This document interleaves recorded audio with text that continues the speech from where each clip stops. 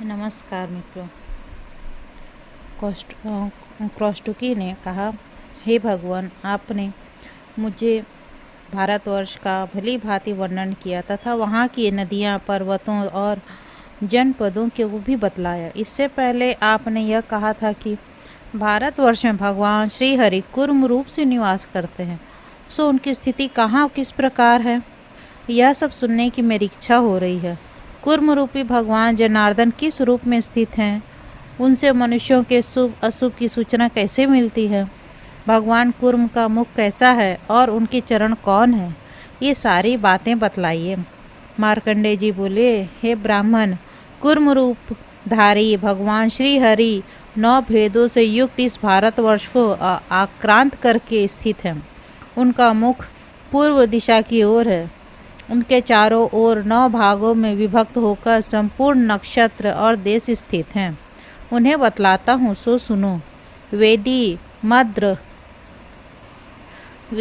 मद्र, अरिमांडव्य, शाल्व, निप, शक, उज्जिहान, घोशंख्य, खस, सारस्वत, मत्स्य, सूरसेन, माथुर, धर्मारण्य, ज्योतिषिक, गौरग्रीव, गुणाश्मक, उद्वेहक, पांचाल, संकेत, कंक, मारुत, कालकोटि, पाखंड, पारियात्र निवासी, कापिंजल, कुरुबाह, उदुम्बर तथा गजाहय, हस्तिनापुर आदि के मनुष्य भगवान कूर्म के मध्य भाग में स्थित हैं। कृतिका, रोहिणी और मृगशिरा, ये तीनों नक्षत्र उक्त स्थान के निवासियों के लिए शुभाशुभ के सूचक होते हैं। वृषध्वज, अंजन, जम्बू, मानवाचल, शूर्पकर्ण, व्याघ्रमुख, खर्मक, करवटाशन, चंद्रेश्वर, खश, मगध, मैथिल, पौंड्र, वदन, दंतूर, प्राग्ञ ज्योतिष, लौहित्य, सामुद्र, पुरुषादक, पूर्णोत्कट, भद्रगौर, उदयगिरी, काशी, मेखल, मुष्ट, ताम्रलिप्त, एक पादप, वर्धमान और कौशल, ये देश कूर्म भगवान के मुख भाग में स्थित हैं। आद्रा, पुनर्वसु और पुष्य नक्षत्र, ये 3 नक्षत्र भी उनके मुख में हैं। अब कूर्म भगवान के दक्षिण चरण में जो देश है उनके नाम सुनो। कलिंग, उड़ीसा, वंग, बंगाल, जठर, कोसल, मूशिक, चेदी, ऊर्ध्व कर्ण, मत्स्य, आंध्र, विंध्यावासिनी, विदर्भ, नारिकेल, धर्मद्वीप, ऐलिक, व्याघ्र ग्रीव, महाग्रीव, त्रैपुर, शमश्रुधारी, कैस्किक, कंध्य, हेमकूट, निषद, कटक स्थल, हारिग, निषाद, पर्ण तथा शबर, ये देश भगवान कूर्म के पूर्व दक्षिण दिशा वाले चरण में स्थित है। अश्लेषा, मघा और पूर्व फागुनी नक्षत्र भी वहीं हैं। लंका, कालाजीन, शैलिक, निकट, महेंद्र, मलय और दरदूर पर्वतों के पास बसे हुए जनपद, करकोटक वन में रहने वाले लोग तथा भृगु, कच्छ, कोंडक, संपूर्ण आभीर प्रदेश, वेण्या नदी के तट पर बसे हुए देश, अवंती, दासपुर, अकारेर, महाराष्ट्र, कर्नाटक, गोनर्थ, चित्रकूट, चोल, कोलगिरी, क्रौंच द्वीप, जटाधर, कावेरी के तटवर्ती देश, ऋष्यमुख पर्वत पर बसे हुए प्रदेश, नासिक, शंख, शुक्ति आदि तथा वैदुर्य पर्वत के समीपवर्ती देश, वारिचर, कोल, चर्मपट, गया, कृष्णा द्वीपवासी, सूर्याद्री और कुमुदाद्री के निवासी, औख, वन, ऋषिक, कर्मनायक, दक्षिण कौरुष, ऋषिक आदि रहने वाले लोग और ताम्रवर्णी नदी के तटवर्ती देश, ये भगवान कूर्म की दाई कुक्षी में स्थित है। उत्तरा फागुनी, हस्त तथा चित्रा, ये तीनों नक्षत्र भी वहीं हैं।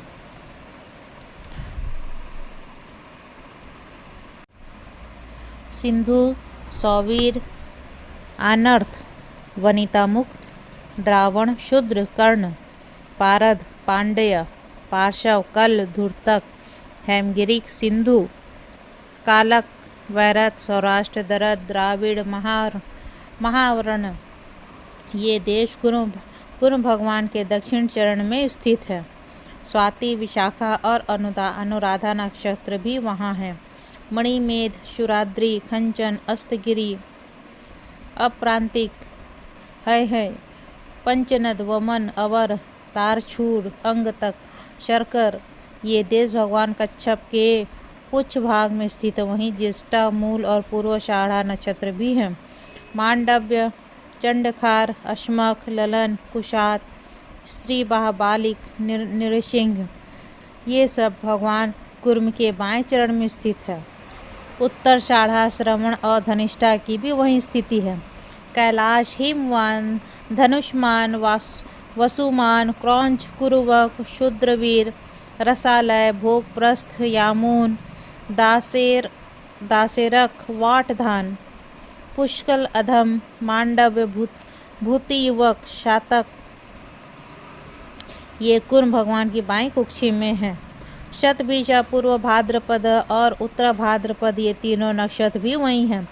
किन्नर राज पशुपाल कीचक काश्मीरक अभिसार्जन दर्यक भौम अनवध यवन हिंग चीर प्रापरण त्रिनेत्र ये कच्छप भगवान के पूर्व उत्तर वाले चरण के आश्रित हैं। रेवती अश्विनी और भरणी भी वही हैं। विप्रवर उक्त देशों में क्रमशः यही नक्षत्र ऐसे हैं जिनके कारण मनुष्यों को पीड़ा होती है, अर्थात जब इनके साथ दुष्ट ग्रहों का योग होता है तो वे उनसे प्रभावित होकर प्रजा को कष्ट देते हैं, और उत्तम ग्रहों के योग से होने पर ये वहाँ के मनुष्यों को अभ्युदय की प्राप्ति कराते हैं।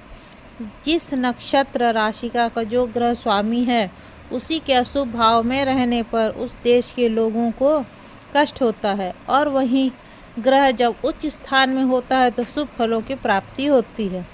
नक्षत्रों और ग्रहों से होने वाला शुभाशुभ फल साधारणतः सब देशों में सभी मनुष्यों को प्राप्त होता है। यदि अपने नक्षत्र खराब हों अथवा जन्म के समय ग्रह अशुभ स्थानों में पड़े तो मनुष्य को कष्ट भोगना पड़ता है। यह सब प्रत्येक के लिए सामान्य रूप से लागू होती है। इस प्रकार यदि नक्षत्र और ग्रह अच्छे पड़े हो तो उसका फल शुभ होता है। पुण्यात्मा मनुष्य के ग्रह यदि अशुभ स्थानों में हो तो उन्हें द्रव्य गोष्ठ भृत्य सूर्यहृदय पुत्र और भार्या की भी हानि उठानी पड़ती है। यदि पुण्य थोड़ा है तो अपने शरीर पर भी भय आ सकता है, और जिन्होंने अधिक मात्रा में पाप ही पाप किया उन्हें तो सर्वत्र ही द्रव्य आदि तथा शरीर सबकी हानि उठानी पड़ती है। जो सर्वथा निष्पाप है उन्हें ग्रह आदि से कभी कहीं भी भय नहीं है। नक्षत्र और ग्रह से प्राप्त शुभाशुभ फल को मनुष्य कभी तो अकेले भोगता है और कभी कभी साधारणतः संपूर्ण दिशा देश जन समुदाय राजा अथवा पुत्र के साथ भोगता है। जब ग्रह दूषित नहीं होते तो मनुष्य परस्पर अपनी रक्षा करते हैं, और ग्रह अधिदूषित हो जाए तो उन्हें शुभ फलों से वंचित होना पड़ता है। यहाँ कुर्म भगवान के विग्रह में जो नक्षत्रों की स्थिति बताई गई है वे नक्षत्र उन देशों के लिए सामान्य रूप से शुभ या शुभ होते हैं। अतः बुद्धिमान पुरुष को उचित है कि अपने देश नक्षत्र तथा ग्रह जनित पीड़ा को उपस्थित देख उसकी विधि पूर्वक शांति कराएं। साथ ही लोकवादों का भी शमन करें। आकाश से देवताओं और दैत्य आदि के जो शत्रु पृथ्वी पर गिरते हैं उन्हें लोक में लोकवाद कहा गया है। विद्वान पुरुष उन सब की शांति करें। लोकवादों की भी कभी उपेक्षा न करें, क्योंकि उनकी शांति करने से ही उनके द्वारा प्राप्त होने वाला भय का निवारण होता है। लोकवादों और ग्रहों के अनुकूल होने पर शुभ फल का उदय एवं पाप का नाश होता है, तथा प्रतिकूल होने पर वे बुद्धिमान एवं धन आदि का भी नाश कर डालते हैं। अतः उनकी शांति के लिए द्रोह का त्याग तथा उपवास करें। देव स्थानों तथा देव वृक्षों को प्रणाम करना भी उत्तम माना गया है। जप होम दान और स्नान करें तथा क्रोध को त्याग दें। विद्वान पुरुष किसी से भी क्रोध न करें और न ही किसी से द्रोह करें। सब प्राणियों के प्रति मित्र भाव रखें, दुर्वचन ना कहें और बढ़ बढ़कर बातें ना बनावें। इस प्रकार मैंने भारतवर्ष में स्थित भगवान कुर्म के स्वरूप का वर्णन किया है। जो अचिंत्य आत्मा नारायण है उन्हीं में संपूर्ण जगत की स्थिति है। उन्हीं में संपूर्ण देवता और नक्षत्र मंडल हैं। उन्हीं के भीतर अग्नि पृथ्वी और सोम है। मेष आदि 3 राशियां भगवान कुर्म के मध्य भाग कटि प्रदेश में है। मिथुन और कर्क मुख में स्थित हैं। पूर्व और दक्षिण वाले चरण में कर्क तथा सिंह है। सिंह, कन्या और तुला ये तीनों राशियां उनकी कुक्षी में हैं। तुला और वृश्चिक दक्षिण पश्चिम वाले चरण में हैं। पृष्ठ भाग में वृश्चिक और धनु स्थित हैं। वायव्य कोण वाले चरण में धनु, मकर और कुंभ है। उत्तर कुक्षी में कुंभ, मीन की स्थिति है तथा ईशान कोण वाले चरण में मीन और मेष है। ब्राह्मण भगवान कुर्म के श्री विग्रह के संपूर्ण देश स्थित है। उन देशों में नक्षत्र है, नक्षत्रों में राशियां हैं और राशियों में ग्रहों की स्थिति है। अतः ग्रह नक्षत्र में पीड़ा होने पर देशों में भी पीड़ा होती है। ऐसा जानना चाहिए कि इसकी शांति के लिए विधिवत स्नान करके दान, होम आदि का अनुष्ठान करना चाहिए। मार्कंडेय जी कहते हैं, हे मुनि, इस प्रकार मैंने भारतवर्ष का यथावत वर्णन किया है। इस देश में ही सतयुग, त्रेता, द्वापर और कलयुग इन चारों युगों का तथा 4 वर्णों की व्यवस्था है। अब शैलराज देवकूट के पूर्व में जो भद्राश्व वर्ष है उसका वर्णन सुनो। वहाँ श्वेत, पर्ण, नील पर्वत, श्रेष्ठ, शैवाल, कौरांच तथा पर्णशालाग्र ये 5 कुल पर्वत हैं। इनमें उत्पन्न हुए और भी बहुत से छोटे छोटे पर्वत हैं। उनसे लगे हुए अनेक प्रकार के हजारों जनपद हैं, जिनके नाम कुमुद, संकाश, शुद्ध सानु और सुमंगल आदि हैं। सीता, शंखावती, भद्रा तथा चक्रावर्ता आदि वहाँ की नदियाँ हैं, जिनके पाट बहुत विस्तृत हैं। उनका जल बहुत ठंडा होता है। भद्राश्व वर्ष के सभी मनुष्य शंख तथा शुद्ध सुवर्ण के समान कांतिमान होते हैं। उन्हें दिव्य पुरुषों का संग प्राप्त होता है। वे बड़े पुण्यात्मा होते हैं। उनमें उत्तम मध्यम का भेद नहीं होता, सब समान ही देखे जाते हैं। वे स्वभावतः सहनशील आदि 8 गुणों से युक्त होते हैं। वहाँ 4 भुजाधारी भगवान विष्णु है ग्रीव रूप से विराजमान रहते हैं। वे मस्तक, हृदय, लिंग, चरण, हाथ और तीनों नेत्रों से सुशोभित हैं।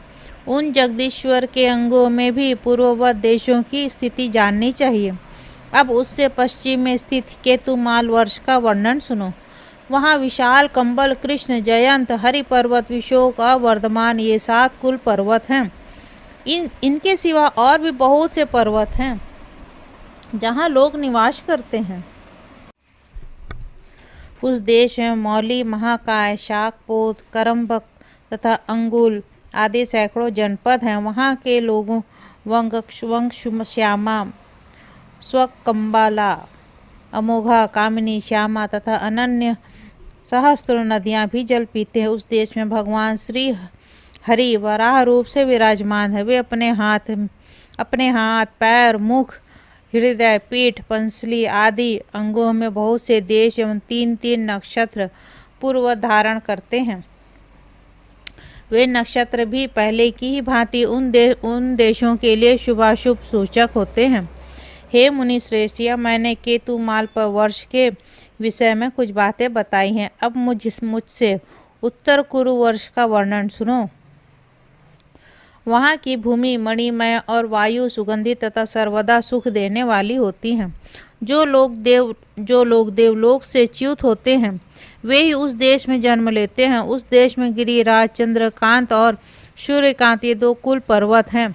वहाँ भद्र सोमा नाम वाली महानदी पवित्र एवं स्वच्छ जल की धारा बहती हुई निरंतर बहती रहती है। इसके सिवा और भी हजारों नदियाँ बहती हैं। कुल पर्वतों के अतिरिक्त और भी अनेक पर्वत हैं तथा सैकड़ों एवं सहस्त्रों वन हैं, जहाँ अमृत के समान स्वादिष्ट नाना प्रकार के फल उपलब्ध होते हैं। उत्तर कुरु वर्ष में भी भगवान श्री कृष्ण पूर्व की ओर सिर करके मत्स्य रूप में विराजमान है। उनके भिन्न भिन्न 9 अवयवों से 3-3 के क्रमशः सभी नक्षत्र 9 भागों में विभक्त होकर स्थित हैं। इसी प्रकार वहाँ के देश भी 9 भागों में विभक्त हैं। उस देश में चंद्रद्वीप और भद्रद्वीप नामक 2 द्वीप हैं, जो समुद्र के भीतर स्थित हैं। ब्राह्मण, इस प्रकार मैंने उत्तर कुरु वर्ष का वर्णन किया है। अब किम पुरुष आदि का वर्णन सुनो। वहाँ की स्त्री पुरुष रोग और शोक से रहित होते हैं। उस वर्ष में प्लक्षखंड नामक एक मनोहर वर्ण है जो नंदन वन में के समान रमणीय जाना पड़ता है। वहाँ के पुरुष सदा उस वन के फलों का रस पीते हैं, इससे उनकी जवानी सदा स्थिर रहती है और वहाँ की स्त्रियों के शरीर से कमल की सुगंध आती है। किम पुरुष वर्ष के बाद अब हरि वर्ष का परिचय दिया जाता है। वहाँ के मनुष्य चांदी के समान गौरव वर्ण के होते हैं। देवलोक से च्युत होने के कारण उन सब का स्वरूप देवताओं के ही समान होता है। हरि वर्ष के सभी मनुष्य उत्तम इक्षु रस का पान करते, वहाँ किसी को वृद्धावस्था का कष्ट नहीं भोगना पड़ता है। वे सब के सब अजर होते हैं, जब तक जीते हैं निरोग रहते हैं। अब जम्बू द्वीप के बीच स्थित इलावृत वर्ष का वर्णन सुनो। इससे मेरु वर्ष भी कहा गया है। वहाँ सूर्य नहीं तपता और मनुष्यों की वृद्धावस्था नहीं सताती। चंद्रमा, सूर्य, नक्षत्र, ग्रहों की किरणें वहाँ प्रकाश में नहीं आती, क्योंकि स्वयं मेरु पर्वत की प्रभा उन सब की अपेक्षा बढ़कर होती है। वहाँ के मनुष्य जामुन के फल का रस पीते हैं और कमल की सी कांति धारण करने वाले कमल के समान सुगंधित एवं कमल दल के सदृश विशाल नेत्रों वाले होते हैं। इलावृत वर्ष के मध्य में मेरु पर्वत की स्थिति है। वह शराब के समान नीचे पतला और ऊपर चौड़ा होता है। उस वर्ष महागिरी मेरु ही एक पर्वत है और उसी से इलावृत वर्ष की प्रसिद्धि हुई है। इसके बाद रम्यक वर्ष का वर्णन करता हूँ, सो सुनो। वहाँ हरे पत्तों से सुशोभित एक ऊंचा बरगद का वृक्ष है। उसी के फल का रस पीकर वहाँ के निवासी जीवन निर्वाह करते हैं। वे जरा और दुर्गंध से रहित तथा अत्यंत निर्मल होते हैं। वे एक दूसरे के प्रति प्रगाढ़ प्रेम ही उनका प्रधान गुण है। उसके उत्तर में हिरण्यमय नामक वर्ष है, जहाँ प्रचुर कमल वनों से सुशोभित हिरण्यवती नामक की नदी कहती है। वहाँ के मनुष्य बहुत बड़े, बलवान, तेजस्वी, यक्ष के समान सुंदर, महान, पराक्रमी, धनवान तथा नेत्रों को प्रिय लगने वाले होते हैं। कौष्टुकी बोले, हे महामुनि, आपने मेरे प्रश्न के अनुसार पृथ्वी, समुद्र आदि की स्थिति तथा प्रमाण आदि का भली भांति वर्णन किया।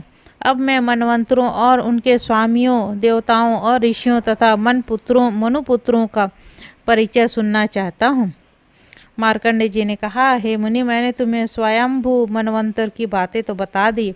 अब स्वारोचिस नामक दूसरे मनवंतर का वर्णन सुनो। वरुणा नदी के तट पर अरुणास्पद नामक नगर में एक श्रेष्ठ ब्राह्मण रहते थे। उनका स्वरूप अश्विनी कुमारों के समान मनोहर था। वे स्वभाव से मृदु, सदाचारी तथा वेदांगों के परागामी थे। अतिथियों के प्रति उनका सदा ही प्रेम बना रहता था।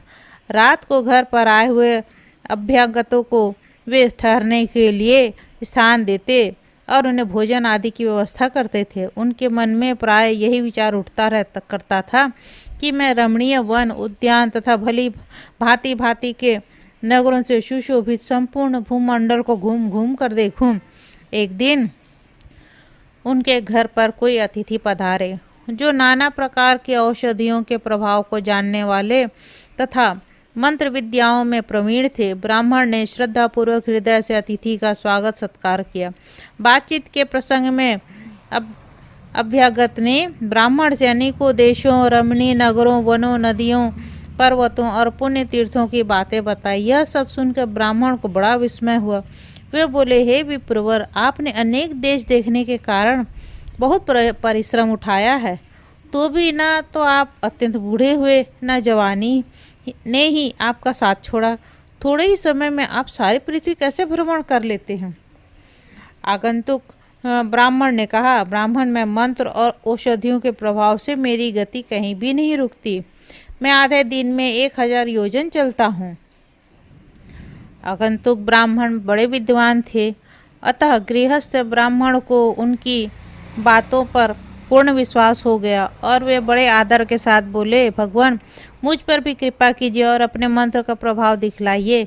इस पृथ्वी को देखने की मेरी बड़ी इच्छा है। यह सुनकर उदारचित आगंतुक ब्राह्मण ने उन्हें पैर में लगाने के लिए एक लेप दिए और जिस दिशा को जाना चाहते थे उसे अपने मंत्र से अभिमंत्रित किया। वह लेप और अपने पैरों में लगाकर ब्राह्मण देवता अनेकों झरनों से सुशोभित हिमालय पर्वत को देखने के लिए गए। उन्होंने सोचा था कि मैं आधे दिन में 1000 योजन दूर चला जाऊंगा और शेष आधे दिन में पुनः घर लौट के आ जाऊंगा। वे हिमालय के शिखर पर पहुंच गए, किंतु शरीर में अधिक थकावट नहीं हुई। उन्होंने वहां की पर्वतीय भूमि पर पैदल ही विचरना आरंभ किया। बर्फ पर चलने के कारण उनके पैरों में लगा हुआ दिव्य औषधि का लेप धुल गया। इससे उनकी तीव्र गति कुंठित हो गई। अब वे इधर उधर घूमकर हिमालय के अत्यंत मनोहर शिखरों का अवलोकन करने लगे। वहाँ सिद्ध और गंधर्व रहते थे, किन्नर गण विहार करते थे तथा इधर उधर देवता आदि के क्रीड़ा विहार से वहाँ रमणीयता बहुत बढ़ गई थी। सैकड़ों दिव्य अप्सराओं से भरे हुए वहाँ के मनोहर शिखरों का दर्शन करने से ब्राह्मण देवता को तृप्ति नहीं हुई। उनके शरीर में रोमांच हो आया। फिर दूसरे दिन आने का विचार करके जब वे घर जाने को उद्यत हुए तो उन्होंने अपने पैरों की गति कुंठित जान पड़ी। वे सोचने लगे, ओहो, यहाँ बर्फ के पानी से मेरा पैर का लेप धुल गया है। इधर यह पर्वत अत्यंत दुर्गम है और अपने घर से बहुत दूर चला आया हूँ। अब तो घर पर ना पहुँच सकने के कारण मेरे अग्निहोत्र आदि नित्य कर्म की हानि होना चाहती है। यहाँ रहकर अब सब कैसे कर पाऊँगा? यह तो मेरे ऊपर बहुत बड़ा संकट आ गया है। इस अवस्था में यदि मुझे किन्हीं तपस्वी महात्मा का दर्शन हो जाता तो घर पहुँचने के लिए मुझे कोई उपाय बतलाते। इस प्रकार विचार करते ब्राह्मण देवता हिमालय पर विचरण करने लगे। चरणों की औषधि जनित शक्ति नष्ट हो जाने के कारण उनकी बड़ी चिंता हो रही थी। इस प्रकार वह घूमते हुए ब्राह्मण पर एक श्रेष्ठ अप्सरा की दृष्टि पड़ी, जो अपने मनोहर रूप के कारण बड़ी शोभा पा रही थी। उसका नाम वरुथनी था। उन्हें देखते ही वरुथनी कामदेव के वशीभूत हो गई।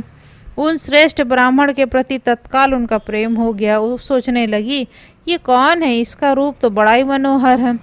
यदि ये मुझे ठुकरा ना दे तो मेरा जन्म सफल हो जाए। मैंने बहुत से देवता, दैत्य, सिद्ध, गंधर्व और नागों को देखा है, किंतु एक भी इस महात्मा के समान रूपवान नहीं है। जिस प्रकार इनका मेरा अनुराग हो गया, उसी प्रकार यदि ये भी मुझ में अनुरक्त हो जाए तो मेरा काम बन जाए। फिर तो मैं यह समझूंगी कि मैंने बहुत बड़े पुण्य को उपार्जन किया। इस प्रकार चिंता करती वह दिव्य लोक की सुंदरी युवती कामदेव से व्याकुल होकर अत्यंत मनोहर रूप धारण किए हुए उनके सामने उपस्थित हो गए। सुंदर रूप वाली वरुथनी को देखकर ब्राह्मण कुमार स्वागत पूर्वक उनके पास गए और इस प्रकार बोले, हे नूतन कमल के समान कांति वाली सुंदरी, तुम कौन हो? किसकी कन्या हो और यहाँ क्या करती हो? मैं ब्राह्मण हूँ और अरुणास्पद नगर से यहाँ आया हूँ। मेरे पैरों में दिव्य लेप लगा हुआ था जो बर्फ के जल से धुल गया, इसलिए मैं दुर्गमन की स्थित शक्ति से रहित होने के कारण यहाँ आ गया हूँ। वरुथनी बोली, ब्राह्मण, मैं अप्सरा हूँ। मेरा नाम वरुथनी है। मैं इस रमणीय पर्वत पर ही सदा विचरण करती हूँ।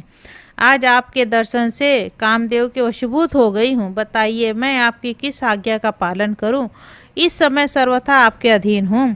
ब्राह्मण ने कहा, है कल्याणी, मैं जिस उपाय से अपने घर पर जा सकूँ और मेरे समस्त नित्य कर्मों की हानि न हो वह मुझे बतलाओ। भद्रे, नित्य नैमित्तिक कर्मों का छूटना ब्राह्मण के लिए बहुत बड़ी हानि है, अतः इससे बचने के लिए तुम हिमालय से मेरा उद्धार करो। ब्राह्मणों का परदेश में रहना कदापि उचित नहीं है। देश देखने की उत्कंठा ने ही मुझे यहाँ अपराध कराया है। श्रेष्ठ ब्राह्मण अपने घर में मौजूद रहे तभी उसके समस्त कर्मों की सिद्धि होती है, और जो इस प्रकार प्रवास करता है उसके नित्य नैमित्तिक कर्मों की हानि ही होती है। अतः यशस्विनी, अब अधिक कहने की आवश्यकता नहीं है। तुम ऐसी चेष्टा करो जिससे मैं सूर्यास्त से पहले ही अपने घर पहुंच जाऊं। वरुथनी बोली, महाभाग, ऐसा ना कहिए। ऐसा दिन कभी ना आए जबकि आप मुझे छोड़कर अपने घर चले जाएं। हे ब्राह्मण कुमार, यहाँ से अधिक रमणीय स्वर्ग भी नहीं है, इसलिए हम लोग स्वर्ग लोग छोड़कर यहीं रहा करती हैं।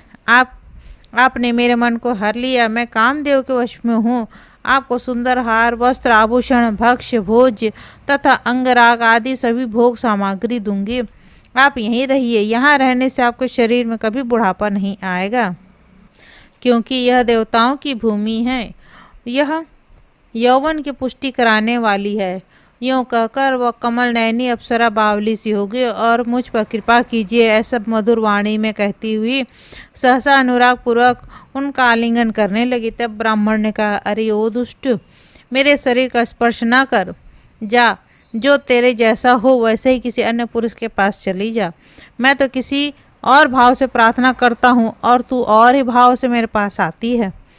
गाह, पत्य आदि तीनों अग्नियाँ ही मेरे आराध्य देव हैं। अग्निशाला ही मेरे लिए रमणीय स्थान है तथा कुशासन से सुशोभित वेदी ही मेरी प्रिया है। वरुथनी, यदि ब्राह्मण भोग के लिए चेष्टा करे तो उसकी वह चेष्टा अच्छी नहीं मानी जाती, परंतु यदि वह नित्य नैमित्तिक कर्मों के पालन के लिए चेष्टा करता है तो वह इहलोक के क्लेश युक्त जान पड़ने पर भी परलोक में उत्तम फल देने वाला होता है।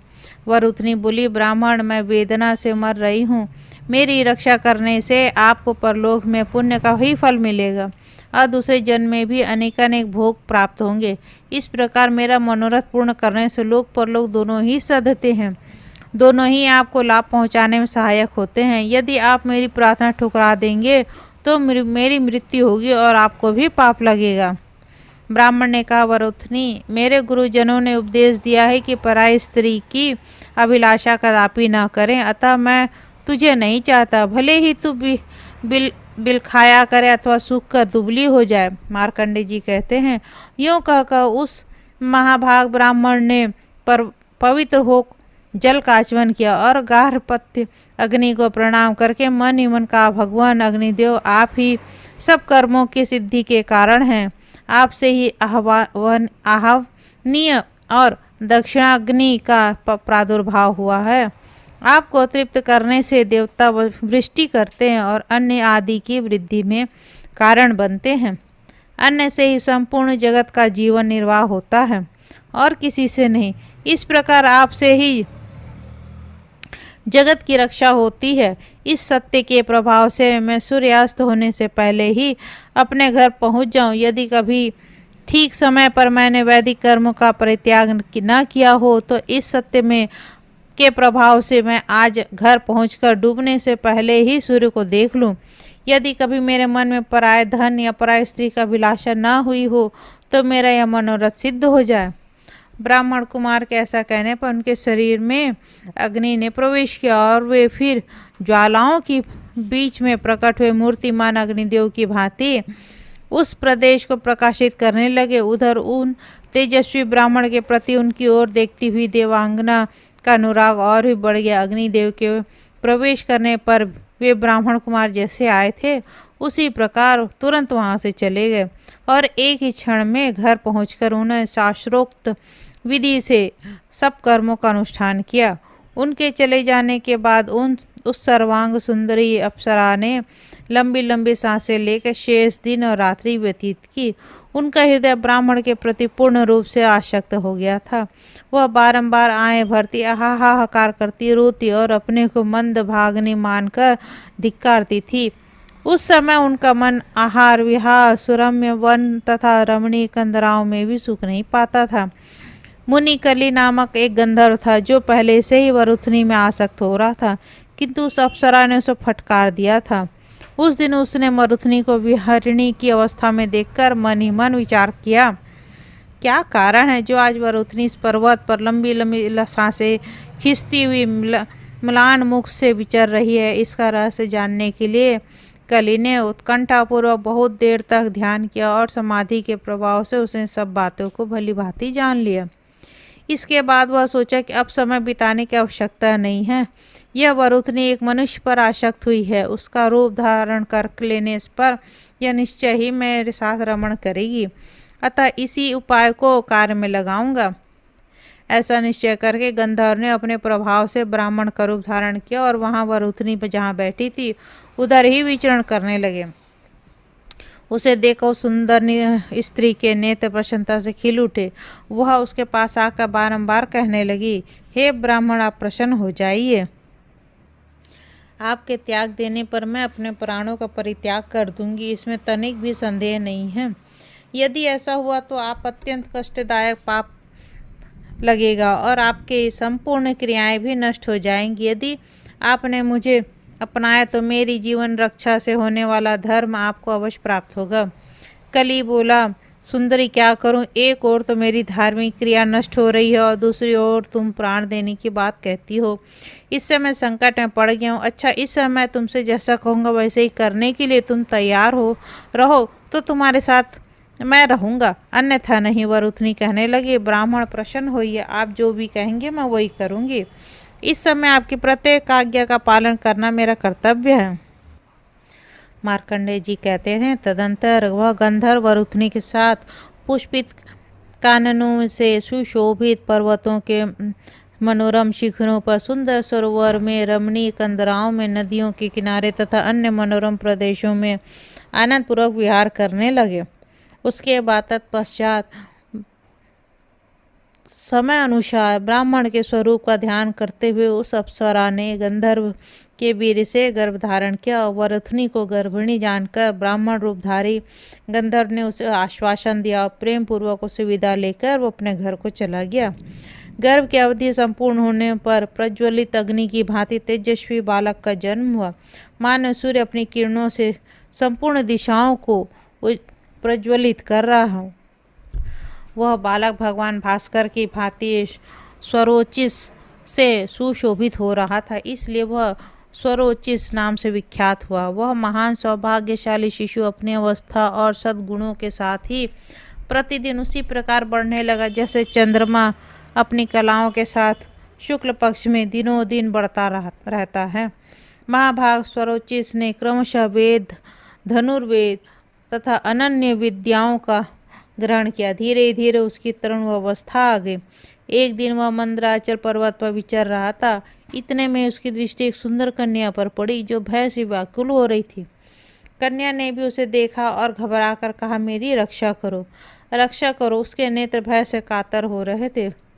स्वरोचिस ने आश्वासन देते हुए कहा, डरो मत, बतलाओ क्या बात है। विरोचित वाणी से उसके इस प्रकार पूछने पर उस कन्या ने बारंबार लंबी लंबी सांसें खींचते हुए अपना सारा हाल कह सुनाया। कन्या बोली, वीरवर, मैं इंदीव राक्षस नामक विद्याधर की पुत्री हूँ। मेरा नाम मनोरमा है। मरुधन्वा की पुत्री मेरी माता है। मंदार विद्याधर की कन्या विभावरी मेरी एक सखी है और पार मुनि की पुत्री करावती मेरी दूसरी सखी है। एक दिन मैं उन दोनों के साथ परम उत्तम कैलाश पर्वत के तट पर गई थी। वहाँ मुझे एक मुनि दिखाई दिए जिनके शरीर तपस्या के कारण अत्यंत दुर्बल हो रहा था। भूख से उनका कंठ सूख गया था।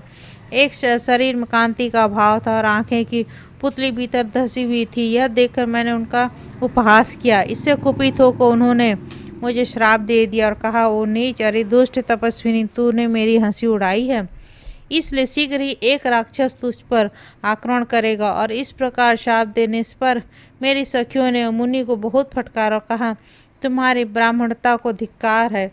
तुमने क्षमा न होने के कारण तुम्हारी की हुई सारी तपस्या व्यर्थ है। जान पड़ता है तुम क्रोध से ही अत्यंत दुर्बल हो रहे हो, तपस्या से नहीं।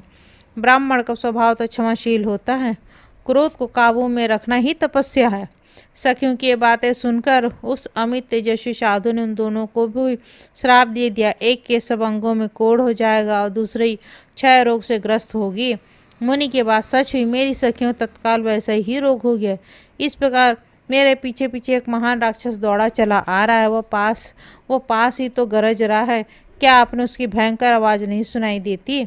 आज तीसरा दिन बीत रहा है किंतु वह मेरा पीछा नहीं छोड़ता। हे महामते, मैं संपूर्ण अस्त्र शस्त्रों का मैं हृदय से जानती हूँ, रहस्य जानती हूँ, वह सब आपको दिए देती हूँ। आप इस राक्षस से मेरी रक्षा कीजिए। पिनाकधारी रुद्र ने पहले यह रहस्य स्वयंभूक मनु को दिया था। मनु ने वशिष्ठ को दिया था। वशिष्ठ जी ने मेरे नाना को दिया। नाना ने दहेज के रूप में मेरे पिता को दिया था। मैंने बाल्यावस्था में ही अपने पिता से इसकी शिक्षा पाई थी। यह संपूर्ण अस्त्रों का हृदय है, जो समस्त शत्रुओं का संहार करने वाला है। आप इसे शीघ्र ही ग्रहण करें और ब्राह्मण के शाप से प्रेरित होकर आए हुए इस दुरात्मा को मार डालें। इसके आगे का अंक अगले अंक में मैं विस्तृत रूप से बताऊंगी। धन्यवाद।